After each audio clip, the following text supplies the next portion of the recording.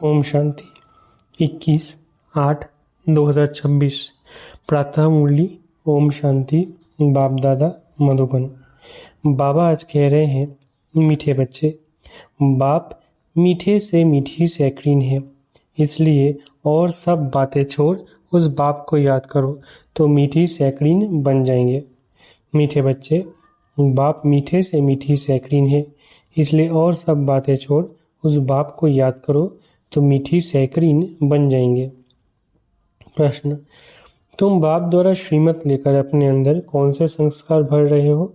उत्तर, भविष्य में बिगर वजीर सारे विश्व पर राज्य करने के।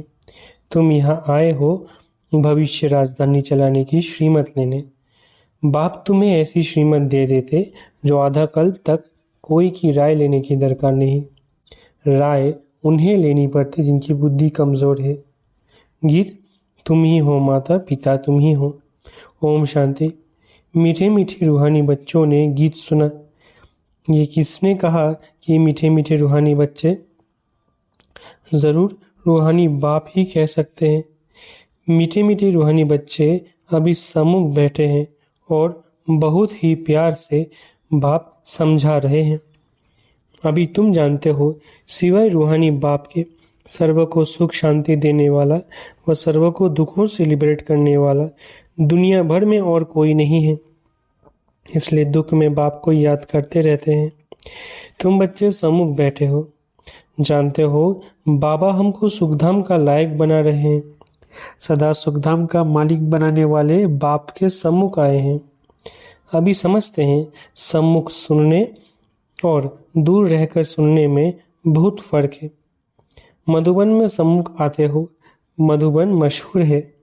मधुबन वृंदावन में उन्होंने श्री कृष्ण का चित्र दिखाया है, परंतु श्री कृष्ण तो है नहीं। यहाँ तो निराकार बाप तुम बच्चों से मिलते हैं। तुम्हें स्वयं को घड़ी घड़ी आत्मा निश्चय करना है। मैं आत्मा बाप से वर्षा ले रही हूँ। सारे कल्प में यह एक ही समय आता है। ये कल्प का सुहावना संगम युग है। इनका नाम रखा है पुरुषोत्तम।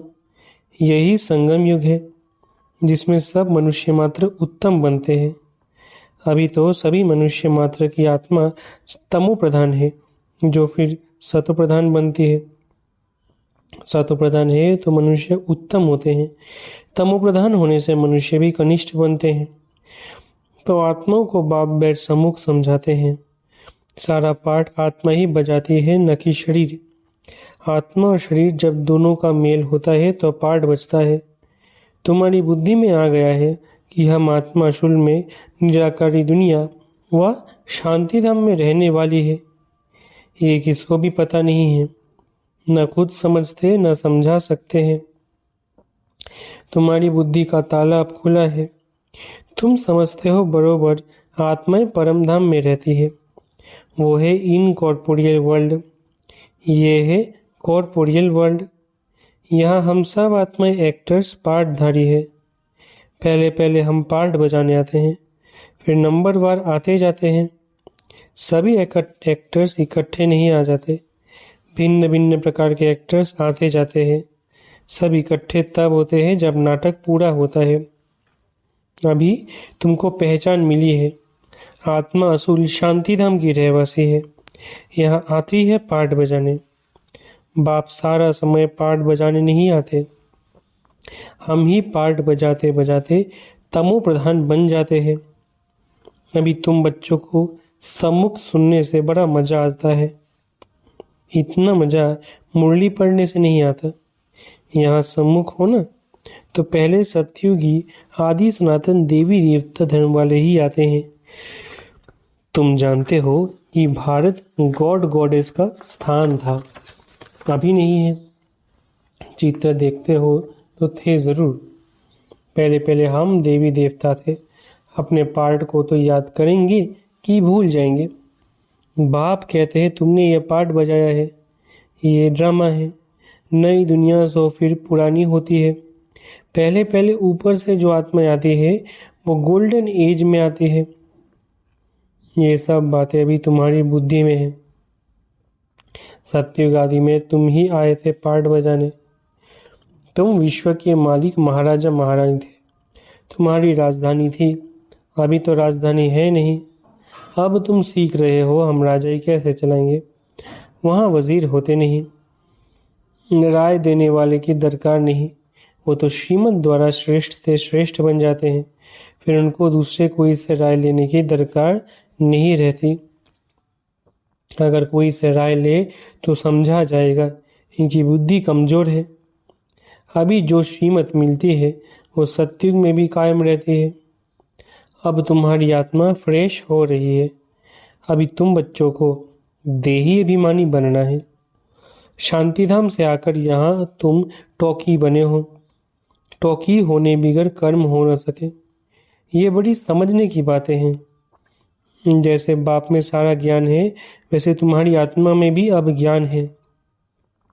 आत्मा कहती है हम एक शरीर छोड़ संस्कार अनुसार फिर दूसरा लेता हूँ। पुनर्जन्म भी जरूर होता है। आत्मा को जो भी पार्ट मिला है वो बजाती रहती है और संस्कारों अनुसार दूसरा जन्म लेती रहती है। आत्मा की दिन प्रतिदिन प्योरिटी की डिग्री कम होती जाती है।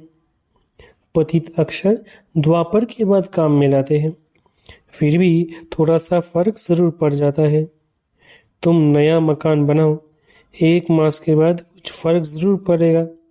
अभी तुम समझते हो बाबा हमको वर्षा देते हैं। बाप कहते हैं हम आए हैं तुम बच्चों को वर्षा देने। जितना जो पुरुषार्थ करेंगे उतना पद पाएंगे। बाप के पास कोई फर्क नहीं है। बाप जानते हैं हम आत्माओं को पढ़ाते हैं। आत्मा हर एक अपने लिए पुरुषार्थ करती है। मेल फीमेल की दृष्टि यहाँ नहीं रहती।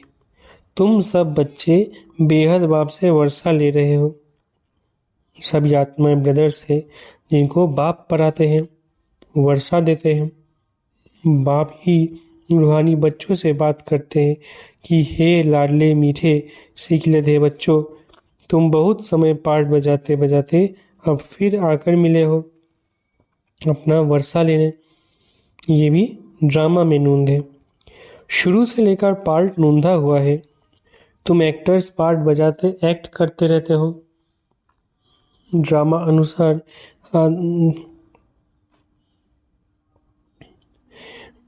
आत्मा अविनाशी है। इसमें अविनाशी पार्ट भरा हुआ है। शरीर तो बदलता रहता है, बाकी आत्मा सिर्फ प्योर से इम्प्योर बनती है। सतयुग में है पावन, इसको कहा जाता है पतित दुनिया। अभी सुखधाम स्थापन होता है, बाकी सब आत्माएं मुक्ति धाम में रहेगी।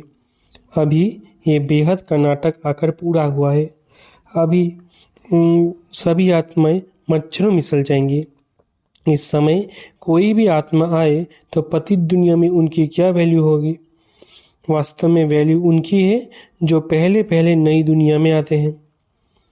नई दुनिया थी, वो फिर पुरानी बनी है। नई दुनिया में देवताएं थे, वहाँ दुख का नाम नहीं था। यहाँ तो अथाह दुख है। बाप आकर दुख की पुरानी दुनिया से लिबरेट करते हैं। ये पुरानी दुनिया बदलनी ज़रूर है। जैसे दिन के बाद रात, रात के बाद दिन होता है। तुम समझते हो बरोबर हम सत्युग के मालिक बनेंगे, तो हम क्यों ना आत्मा निश्चय कर और बाप को याद करें। कुछ तो मेहनत करनी होगी। राजाई पाना कोई सहज थोड़ी ही है। बाप को याद करना है। ये माया का वंडर है जो घड़ी घड़ी तुमको भुला देती है। इसके लिए उपाय रचना चाहिए। ऐसे नहीं मेरा बनने से याद जम जाएगी, बाकी पुरुषार्थ क्या करेंगे? नहीं, जब तक जीना है पुरुषार्थ करना है। ज्ञान अमृत पीते रहना है। ये भी समझते हो हमारा ये अंतिम जन्म है। इस शरीर का बांध छोड़ देही अभिमानी बनना है। गृहस्थ व्यवहार में भी रहना है। पुरुषार्थ जरूर करना है। सिर्फ अपने को आत्मा निश्चय कर बाप को याद करो। त्वमेव माता च पिता, ये सब है भक्ति मार्ग की महिमा। तुमको सिर्फ एक अल्फ को याद करना है। एक ही मैं सैकड़ीन हूँ। तुम भी और सब बातें छोड़ बहुत मीठी सैकड़ीन हो जाओ। अभी तुम्हारी आत्मा तमो प्रधान बनी है। उनको सत्व प्रधान बनने के लिए याद की यात्रा में रहो। सबको यही बताओ, बाप से सुख का वर्षा लो। सुख होता ही है सत्युग में। सुखधाम स्थापन करने वाला बाप है। बाप को याद करना है बहुत सहज, परंतु माया का ऑपोजिशन बहुत है। इसलिए कोशिश कर मुझे याद करो तो खाद निकल जाएगी। सेकंड में जीवन मुक्ति गाया जाता है। इस ड्रामा में हर एक को अपना पार्ट रिपीट करना है। इस ड्रामा के अंदर सबसे जास्ती हमारा पार्ट है। सुख भी सबसे जास्ती हमको मिलेगा। बाप कहते हैं तुम्हारा देवी देवता धर्म बहुत सुख देने वाला है और बाकी सब शांति धाम में चले जाएंगे। हिसाब किताब चुकतो कर जास्ती विस्तार में हम क्यों जाएं? बाप आते ही है अब सबको वापिस ले जाने। मच्छर सदृश्य सबको ले जाते हैं। शरीर खत्म हो जाएंगे, बाकी आत्मा जो अविनाशी है वो हिसाब किताब चुकतो कर चली जाएगी। ऐसे नहीं कि आत्मा आग में पड़ने से पवित्र होगी। आत्मा को याद रूपी योग से ही पवित्र होना है। योग की अग्नि है यह। उन्होंने फिर नाटक बेड बनाए हैं। सीता आग से पार हुई। आग से कोई एक को थोड़ी पार होना है। बाप समझाते हैं तुम सब सीताएं इस समय पतित हो, रावण के राज्य में हो। अब एक बाप की याद से तुमको पावन बनना है। राम एक ही है। अग्नि अक्षर सुनने से समझते हैं आग से पार हुई। कहाँ योग अग्नि, कहाँ वो। आत्मा परमात्मा से योग रखने से पतित से पावन होगी। रात दिन का फर्क है। आत्माएं जब सीताएं हैं, सब सीताएं हैं। रावण की जेल में शोक वाटिका में है। यहाँ का सुख तो कागविष्टा मिसल है। स्वर्ग के सुख तो अथाह है। तो बच्चों को ज्ञान रत्नों से झोली भरनी चाहिए।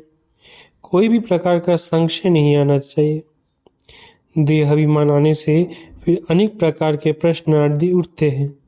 फिर बाप जो धंधा देते हैं वो करते नहीं हैं। मूल बात है हमको पतित से पावन बनना है। दूसरे कोई भी संकल्प उठाने की दरकार नहीं है। यह है पतित दुनिया, वो है पावन दुनिया। मुख्य बात है ही पावन बनने की। पावन कौन बनाएंगे ये कुछ भी पता नहीं। बोलो तुम पतित हो तो बिगड़ पड़ेंगे। अपने को विकारी कोई भी समझते नहीं। कहते हैं गृहस्थी तो सब थे, राम सीता लक्ष्मी नारायण को भी तो बच्चे थे ना, वहाँ भी तो बच्चे पैदा होते हैं। ये भूल गए हैं कि उसको वाइसलेस वर्ल्ड कहा जाता है, वो है शिवालय। बाप तुम बच्चों को कितनी युक्तियाँ बताते रहते हैं। ये तो बाप टीचर गुरु है जो सबको सदगति देते हैं। वो तो एक गुरु मर गया तो फिर बच्चे को गद्दी देंगे। अब वो कैसे सदगति में ले जाएंगे। सर्व का सदगति दाता है ही एक। रावण राज्य में है दुर्गति, राम राज्य में है सदगति। बाप सबको पावन बनाकर ले जाते हैं। फिर कोई फट से पतित नहीं बनते, नंबरवार उतरते हैं। सतोप्रधान से सतो रजो तमो, तुम्हारी बुद्धि में 84 का चक्र बैठा है। तुम जैसे अब लाइट हाउस हो, ज्ञान से इस चक्र को जान गए हो यह कैसे फिरता है। अभी तुम बच्चों को और सबको रास्ता बताना है। तुम सब सेना हो, तुम पायलट हो, रास्ता बताने वाले। सबको बोलो अब शांति धाम सुख धाम को याद करो, कलयुग दुख धाम को भूल जाओ। हम आपको बहुत अच्छा रास्ता बताते हैं। पतित पावन एक ही निराकार बाप है, उनको याद करने से तुम पावन बन जाएंगे। तुम्हारी आत्मा पर जो कट चढ़ी हुई है वो उतरती जाएगी। भगवानुवाच मन मनावव। शिव भगवानुवाच विनाश काले विपरीत बुद्धि विनाशंति, और विनाश काले परम पिता परमात्मा के साथ प्रीत बुद्धि विजयंती। तुम्हारी जितनी प्रीत बुद्धि होगी उतना ऊंच पद पाएंगे। देहाभिमान में आने से इतना ऊंच पद नहीं पा सकेंगे। अच्छा, मीठे मीठे सिगले रहे बच्चों प्रति माता पिता बाप दादा का याद प्यार और गुड मॉर्निंग। रूहानी बाप की रूहानी बच्चों को नमस्ते। हम रूहानी बच्चों की रूहानी माता पिता बाप दादा को याद प्यार गुड मॉर्निंग और नमस्ते। धारणा के लिए मुख्य सार पहला, ज्ञान रत्नों से अपनी झोली भरनी है। किसी भी प्रकार का संशय नहीं उठाना है। जितना हो सके बाप को याद करने का पुरुषार्थ कर पावन बनना है, बाकी प्रश्नों में नहीं जाना है। दूसरा, एक बाप से सच्ची प्रीत रख, बाप समान मीठी सैकड़ीन बनना है। वरदान, सदा ज्ञान सूर्य के सम्मुख रहने वाले अंतर्मुखी स्वमानधारी भव। सदा ज्ञान सूर्य के सम्मुख रहने वाले अंतर्मुखी स्वमानधारी भव। जैसे सूर्य के सामने देखने से सूर्य की किरणें अवश्य आती है, ऐसे जो बच्चे ज्ञान सूर्य बाप के सदा सम्मुख रहते हैं वो ज्ञान सूर्य के सर्वगुणों की किरणें स्वयं में अनुभव करते हैं। उनकी सूरत पर अंतर्मुखता की झलक और संगम युग के व भविष्य के सर्व समान की फलक दिखाई देती है। इसके लिए सदा स्मृति में रहे कि ये अंतिम घड़ी है। किसी भी घड़ी इस तन का विनाश हो सकता है, इसलिए सदा प्रीत बुद्धि बन ज्ञान सूर्य के सम्मुख रहे, अंतर्मुखता व स्वमान की अनुभूति में रहना है। स्लोगन, सदा उड़ती कला में उड़ना ही झमेलों के पहाड़ को क्रॉस करना है।